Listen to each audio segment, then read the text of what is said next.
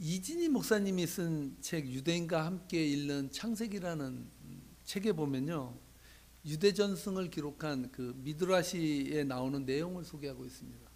이 내용에 이런 내용이 나옵니다.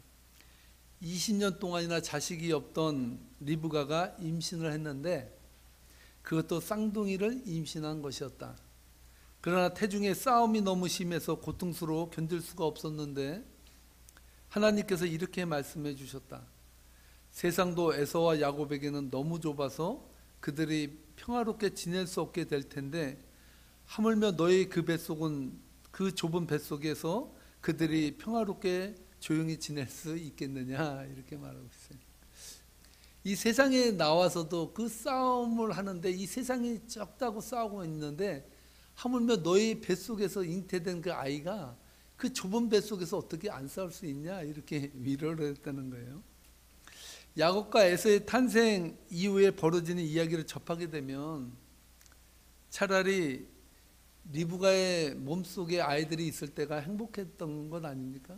아, 내가 자녀를 가졌다, 얼마나 행복해요. 그 행복감이 오히려 더 낫다는 거예요. 애가 태어나는 것보다 그때의 기쁨이 오히려 더 나았다는 생각이 들 수 있을 것 같습니다. 죄에 오염된 인간들이 세상에서 벌일 갖가지 사건 사고들을 총망라해서 하나님께서 말씀해 주신 것 같아요. 어떻게 보면 우리들이 엄마의 태 속에 있을 때가 행복했던 시절 아니에요? 그 엄마의 그 양수 속에서 물놀이 하면서 지내던 때가 행복하지, 세상에 울면서 태어났을 때 왜 태어났을까, 이런 생각으로 울부짖었다고 말하는 사람도 있습니다. 드디어 해산날이 되었습니다. 첫 아이가 나왔는데 예사롭지를 않습니다. 온몸이 붉고 털이 많은 아이가 태어난 것이에요. 신체적으로 좋게, 세상 말로 말하면 남성미가 넘친 그런 아들이 태어났습니다. 25절 말씀인데요, 함께 읽어보겠습니다. 먼저 나온 자는 붉고 전신이 토록 같아서 이름을 에서라 하였고, 성경학자들은요, 붉고 전신이 토록 같아서 에서라고 지었다고 하는데 어원적으로는 사실 맞진 않아요. 어원적으로는 이 에서에 붙인 별명이 에돔인데 이 에돔의 뜻이 붉다라는 뜻이에요. 그 지역이 원래 에돔 지역이 붉거든요. 그런 황토 흙이 많기 때문에 에돔이라 그랬는데 사실은 에서의 모습을 볼 때 에돔이라는 단어의 뜻이 더 부합되는 단어라고 말씀드릴 수 있습니다. 에돔이라는 단어가 붉다는 의미인데요, 좌우지간 에서의 신체적 특징에 따라서 에서라고 이름을 지었다고 말씀하고 있습니다. 에서를 자꾸 우리가 부정적으로 이해해서 붉은 것은 나쁜 것이요, 이렇게 생각을 해요. 근데요, 붉다라는 것은 사실은 좋은 단어예요. 왜냐하면 그 하나님께서 사무엘에게 사울 왕을 패하고 내가 새로운 왕을 세우겠다 말씀하시면서 사무엘에게 이새의 가족에게 가라 그래요. 그래서 거기서 내가 기름 부을 아들을 너가 기름을 붓고 그를 축복하라고 말씀합니다. 그래서 사무엘이 가가지고 쭉 봤는데 마지막에 본 아들이 다윗입니다. 다윗을 보고 나서 사무엘상 16절 12절에서 이렇게 말합니다. 함께 읽어보겠습니다. 이에 사람을 보내어 그를 데려오르매 그의 빛이 붉고 눈이 빼어나고 얼굴이 아름답더라. 여호와께서 이르시되 이가 그니 일어나 기름을 부으라 하는지라. 아멘. 사무엘이 딱 가서 봤는데 말째 다윗이 딱 오는데 얼굴이 붉고 아주 용모가 아주 괜찮은 거예요. 너무 건강하게 보이는 거예요. 그래서 붉다라는 것은요, 좋은 단어예요. 그래서 에서가 여러분 건강미와 그 남성미를 함께 겸비해서 태어난 거예요. 털도 많고 여러분 또 그가 얼굴이 붉고 건강하게 보였다라고 말하고 있습니다. 반면에 야곱이라는 이름은요, 신체적 특징에 따라 지어진 이름이 아니라 행동적 측면에 따라서 지어진 이름이라는 걸 알 수 있습니다. 26절 말씀인데요, 함께 읽어보겠습니다. 후에 나오는 손으로 에서의 발꿈치를 잡았으므로 그 이름을 야곱이라 하였으며 리브가가 그들을 낳을 때에 이삭이 60세였더라. 아멘.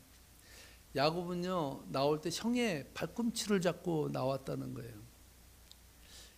야곱이라는 단어는요 시브리어로 아카브라는 단어인데요. 이 단어의 뜻은 발 뒤꿈치를 잡다라는 뜻이고 뒷면이라는 의미가 있습니다. 형 에서의 발꿈치를 잡고 나온 것을 보고 아 너는 야곱이다 이렇게 이름을 지었다는 거예요. 자 그럼 제가 여러분에게 질문 하나 하겠습니다. 왜 야곱은 형 에서의 발꿈치를 잡고 나왔을까요? 여러분 이 구절에 대해서 많은 설교를 들었을 거예요. 왜 발 뒤꿈치를 잡고 나왔을까요?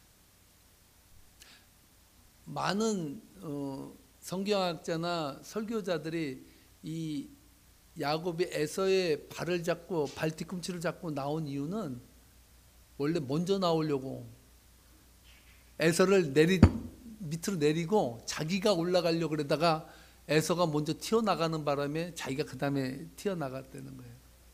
그게 일반적인 해석입니다. 뭐 맞는 말이죠. 그런데요 유대전승 미드라시에 보면요 유대는 전혀 다른 시각으로 이 문제를 접근합니다. 형 에서가 야곱이 태어나지 못하도록 어머니의 태를 부수려고 했다는 거예요.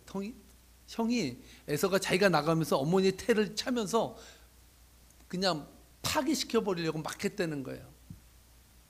그러면 야곱은 나오지 못하는 거잖아요. 그래서 야곱은 이래다가는 나도 세상 구경도 못하다 죽겠다. 이 절박함에 에서의 뒤꿈치라도 잡고 간신히 빠져나왔다는 거예요. 간신히. 그래서 그 리브가는 딱 쌍둥이를 낳고서 끝났거든요. 그 이유가 뭐냐?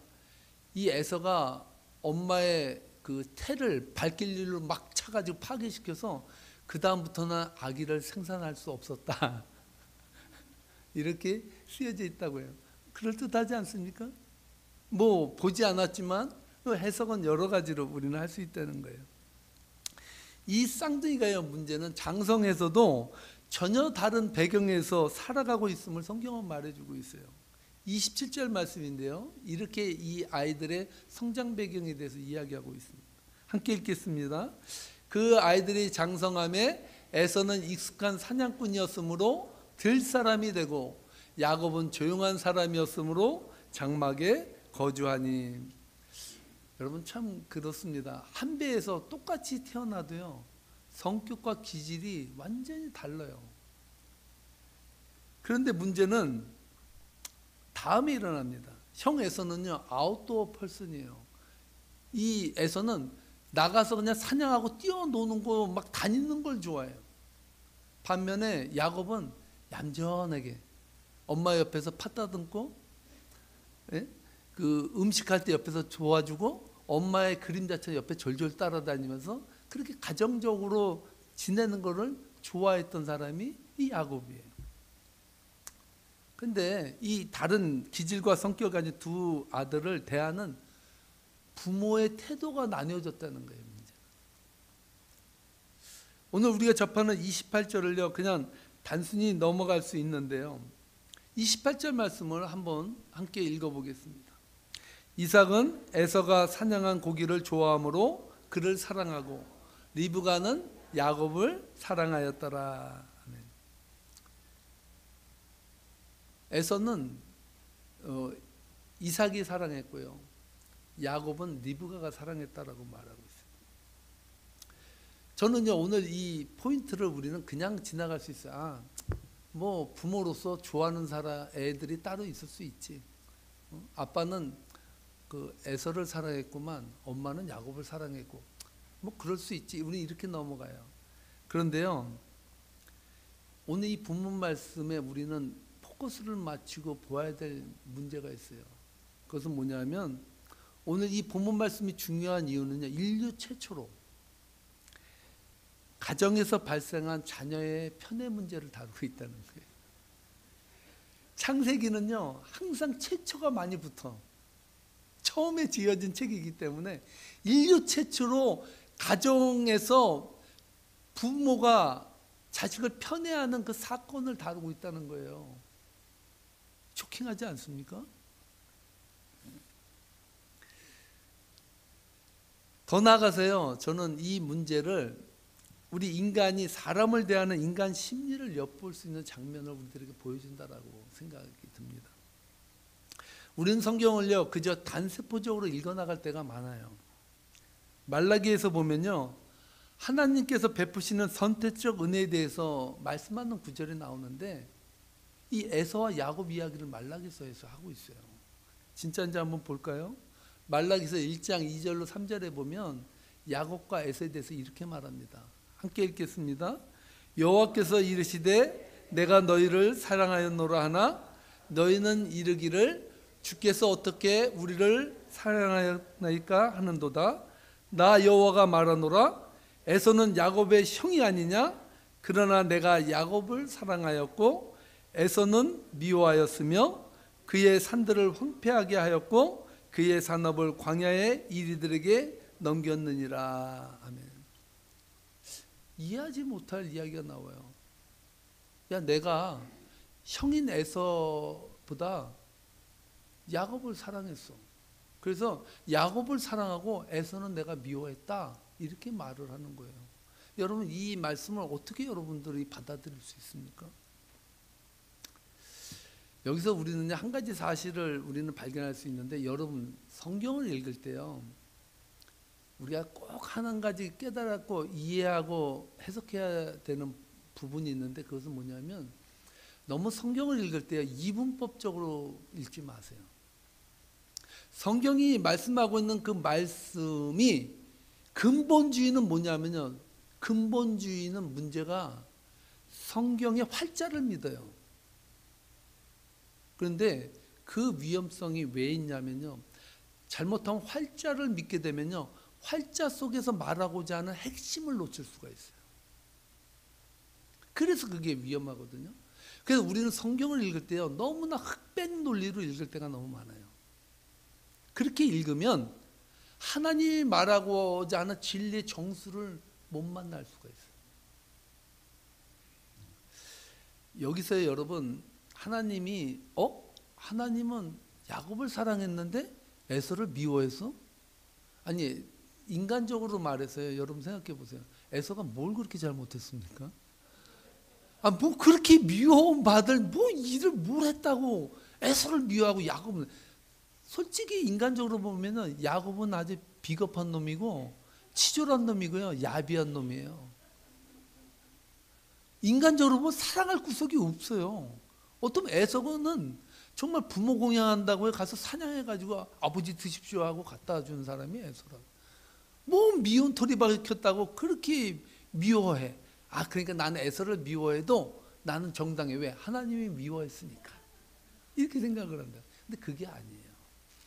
여기서 여러분 생각할 때 나는 야곱은 사랑하고 에서는 미워했다라는 그 미워했다는 의미가 싫어했다거나 그를 완전히 저주했다는 말이 아니에요. 여기서 말한 뉘앙스는요, 야곱보다는 조금 덜 사랑했다는 거예요. 조금. 그것도 많이가 아니고 조금 덜 사랑했다는 거예요. 어떻게 보면 하나님 편에서도 편애가 있는 것이죠. 하나님께서 만약에 에서를 미워했다면요, 에서의 자식에게 저주를 베풀고 아예 그냥 이 세상에서 아예 멸절시켰을 거예요. 그런데 에서의 그 집안도 한민족을 이뤘거든요. 그들이 잘 살아갈 수 있도록 좋은 토양을 주고 그들이 살아갈 수 있도록 배려하셨어요. 우리가 자꾸 그것을 놓치면요, 너무 인생을 흑백으로 살아요. 쉽게 말하면 내 편 아니면 다 적이야. 중간지대가 없어요. 중간지대가. 그 한국의 말 중에 그 말 있잖아요. 뭐 아니면 도라고. 한국 사람들이 버려야 될 단어 중에 하나가 뭐 아니면 도예요. 이판사판, 공사판, 이거 아니면 저거야. 그러니까 늘 우리는요, 내 편이 네가 안 되면 너는 적이야라는 그 이분법적인 사고예요. 얼마나 위험한지 몰라요. 이런 사고방식에 젖어 살다 보면 항상 세상과 인간을 분리해서 자꾸 생각을 하게 되는 거예요. 여러분, 그리스도인들이 가장 조심해야 될 게 바로 이 부분이라는 거예요. 이분법적 사고 있잖아요. 그것은 세상의 논리이면서요, 세상의 논리가 그대로 교회에 적용된 논리가 이분법적 논리거든요. 오죽하면 바울이요, 고린도 교회 성도들을 향해서 한숨을 푹 쉬면서 고린도후서 6장 11절로 13절에서 뭐라고 말했는지 알아요? 이렇게 말해요. 함께 읽어보도록 하겠습니다.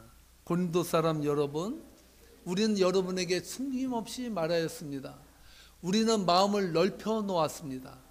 우리가 여러분을 옹졸하게 만든 것이 아니라 여러분의 마음이 옹졸한 것입니다. 나는 자녀들 타이르듯이 말합니다. 보답하는 셈으로 여러분의 마음을 넓히십시오. 고린도 교회가 얼마나 옹졸한지요. 서로가 잘났다고, 서로가 머리가 되겠다고 싸웠거든요. 그래서 머리는 오직 그리스도밖에 없다. 너희들은 다 지체다라고 말하고요. 너희들이 지금 싸우고 다투고 지금 막 분열되는 그 원인은 뭐냐면 너희들의 마음이 그리스도의 마음을 품지 못하고 옹졸해져서 그래. 너희들의 마음이 너그럽지 못하고 옹졸해질 때 너희들의 힘으로 할 수 없으면, 그러면 그리스도가 너희를 사랑했던 그 마음을 생각해서 그냥 보답하는 셈 치고 해라. 보답하는 셈 치고 마음을 넓혀라. 이렇게 말할 정도로 바울이 말했다는 거예요. 하나님께서 에서는 미워하였으므로 나도 에서를 미워해도 잘못 없다는 것은 마음이 편할 수 있어요. 우리는 뭐든지 쉽게 결정 내리면 마음이 편해요. 그런데 그 마음이 편하다고 해서 복음인 것은 아니죠. 오늘 본문의 이삭과 리브가가 자녀를 대하는 태도를 보면요, 이삭은 고기를 좋아해서 사냥한 고기를 가져오는 에서가 마음에 들었고, 리브가는 함께 부엌에서 엄마 일을 도와주는 야곱이 마음에 들었다라고 말하고 있습니다. 이것을 전문 용어로 뭐라고 말하냐면요, 편애라고 말하는 거예요. 뭐 딴 말 없어요. 난 너가 이걸 해주니까 좋아. 난 너가 이거 하니까 별론 것 같은데, 이렇게 말하지만 그것을 하나로 뭉뚱그려서 말하면 편애라는 말이에요. 편애. 저희 부모님들은 항상 그렇게 말해왔습니다. 야, 10손가락 깨물어서 안 아픈 손가락이 있으면 놔보라 그래. 맞습니다. 10손가락 중에 깨물면 다 아파요. 근데 문제는 뭔지 아세요? 그거를 자식과 부모와의 관계 속에 적용한다는 거예요. 모르겠습니다. 저희 성도님들은 뭐 워낙 인격이 고매하셔서 자식들을 편애 안 하실 거라고 저는 알고 있어요. 뭐 김선희 집사님 편애할 자식도 없지만, 그래서 아멘은 쉽게 합니다. 그러나 여러분, 우리가 자식들을 편애 안 하는 것 같아도요, 실질적으로는요, 편애한다는 거예요. 미국 시사주간지 타임에서요, 편애를 부모들이 공공연한 비밀이라고 폭로했습니다.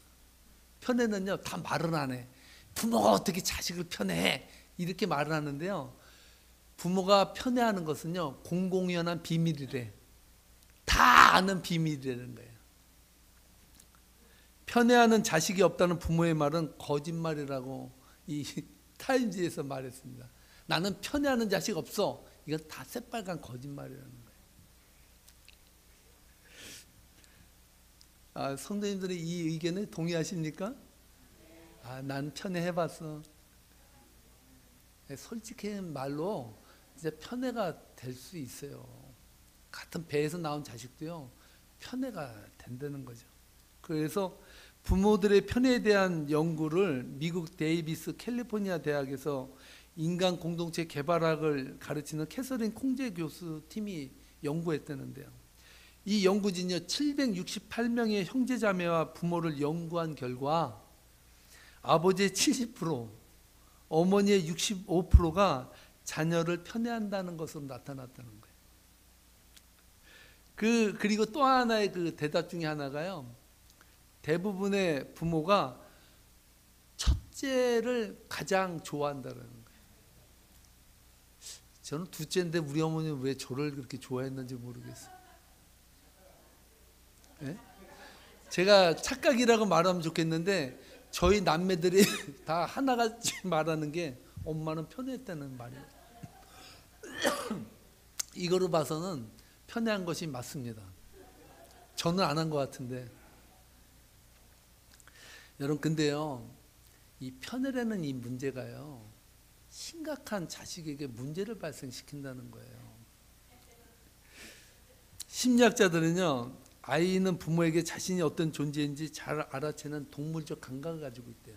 그 편애를 받으면 내가 어떻게 행동할까를 자꾸 고민하는 거예요. 쉽게 말하면 잔머리가 느는 거야.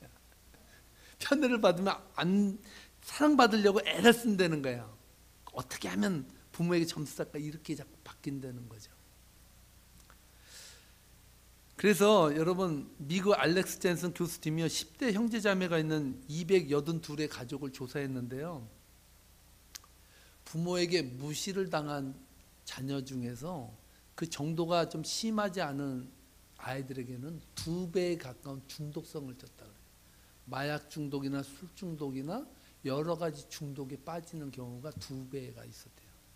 근데요, 아주 대놓고 자신은 부모에게 편애를 받고 정말 불이익을 당한다라고 생각하는 사람들은요, 4배가, 보통 사람의 4배가 중독성과 알코올 중독, 게임 중독, 성 중독, 이 세상에서 그 알코올 중독, 여러 가지 중독으로 괴로워하는 비율이 4배가 높아진다. 그러니까 여러분, 편애를 안 할 수가 없지만 이 편애가 가져오는 심각성은 여러분들이 알고 편애하라는 말이에요. 알고. 오늘 우리가 살펴본 이삭과 리브가의 편애의 문제가 그들의 가정에 펼쳐질 어두운 그림자를 드러내고 있잖아요. 우리 그 다음에 벌어지는 그 구절들을 통해서 이 편애가 어떻게 발생되고 어떠한 현상으로 일어나는지를 이제 적나라하게 보게 될 거예요. 저는 오늘 이 말씀을 우리의 인생에도 확대 적용할 수 있다고 생각합니다. 우리 안에 도사리는 미움의 문제가 극복되지 못해서 얼마나 많은 인생들이 가슴앓이를 하며 살아갑니까? 편애를 받은 자식들은요, 이 마음속에서 부모에 대한 한과 원망과 미움이 양심의 가책과 함께 더불어서 와요. 괴롭기도 하면서 믿고 화나는 거예요. 그러면 그 자녀의 마음속에 또 다른 하나의 죄책을 통해서 심리적으로 정서적으로 큰 타격을 입게 된다는 사실이에요. 가장 큰 문제는, 편애의 문제는 또 다른 편애를 낳는다는 거예요. 여러분들의 편애를 하는 이유는 여러분들도 편애를 받기 때문에. 여러분, 편애를 받아온 사람이 편애할 수 있다는 거예요. 고기를 먹은 사람이 잘 먹는다잖아요. 고기도 먹어본 사람이 잘 먹는다잖아요. 편애를 받아본 사람이 편애한다니까요. 어떻게 보면 편애를 모르고 정서적으로 안정되게 자란 애들은요, 편애라는 단어 자체도 느끼지는 못할 수가 있어요. 저는 오늘 이 본문을 묵상하면서 손원영 씨가 쓴 나는 당신을 편애합니다라는 책에서 참 저에게 쇼킹한 하나의 글귀를 발견하고 제가 기뻤습니다. 그 손원영 씨가 이렇게 말을 하더라고요. 사람을 미워하는 일에는 많은 에너지가 필요하다. 모든 일에는 이유가 있다고 하지만 너무 쉽게 사람을 미워하거나 내쳐서 적으로 만드는 사람은 어쩌면 자기 마음에 그와 똑같은 미운 사람이 들어앉아 있기 때문이라는 생각이 들었다. 자기 자신도 그 모습을 가지고 있기 때문에 그 모습이 미워 보이는 것이다. 마음을 들킨 것 같은 느낌이 들지 않습니까? 자식이 태어났는데 자식이 하는 모습을 보니까 내가 싫어하는 모습을 똑같이 하고 앉아 있어. 미워지는 거죠. 그 미움이요, 자식에 대한 미움이 아니라 더 엄밀히 말하면요, 자기 자신에 대한 미움이라. 그 편애는 자학에 의해서 일어난다. 자기를 학대하는 다른 모습이 편애라는 거예요. 그렇게 본다면 여러분들이 편애하는 이유를 알겠죠. 왜 나는 편애하는가? 왜 나는 편애받았다고 생각하는가? 그거에 대한 느낌들을 오늘 이 본문을 통해서 다소간 해소할 수 있을 것 같습니다. 여러분 그렇습니다. 정말 나의 분신으로 태어난 그 자녀를 통해서 정말 내가 바꾸고 싶고 내가 싫어했던 그 모습을 발견하게 될 때, 그때 우리는 좌절하고 실망하고 원망하고 그 자녀에 대해서 사랑보다는 애증으로 자녀를 대할 수 있다는 거예요. 이게 바로 미움의 심리학 아닐까요? 우리가 가지고 있는 미움들, 그 미움의 이면들을 뒤집어 열어보면 우리로 귀결된다는 거, 내 자신으로. 그래서 여러분 인생을 살면서 우리의 자아가 회복되지 않으면 절대로 상대방, 내 자녀나 내 이웃이 바뀌어지질 않는다는 거예요. 왜냐? 이 문제의 쓴뿌리는 누구에게 있어요? 우리 자신에게. 그래서 여러분 오늘 이 시간은 우리의 내면을 솔직하게 우리 주님 앞에 내려놓는 시간이 됐습니다. 우리는 어떠한 인생을 살았던지 하나님 안에서 회복할 수 있는 가능성을 늘 열어놓고 사는 존재들입니다. 왜냐하면 하나님의 형상으로 지음받았기 때문입니다. 우리가 우리의 내면 속에서 우리의 아픔이 있었다는 것을 하나님 앞에 인정하고 그 인정의 치유하심의 역사를 하나님께서 베푸시고 주님이 십자가에서 우리를 위해서 보혈을 통해서 회복시켜 줬다는 그 사실을 우리들의 마음속에 받아들일 때 우리에게 진정한 회복과 편애의 그러한 고통에서 해방받을 수 있지 않을까요? 그래서 오늘 이 말씀을 붙들고 이 편애의 심리학, 미움의 심리학을 통해서 정말 우리 자신을, 우리의 내면을 솔직히 보는 복된 성도님들 되시기를 주님의 이름으로 축복합니다. 축복합니다. 기도하시겠습니다.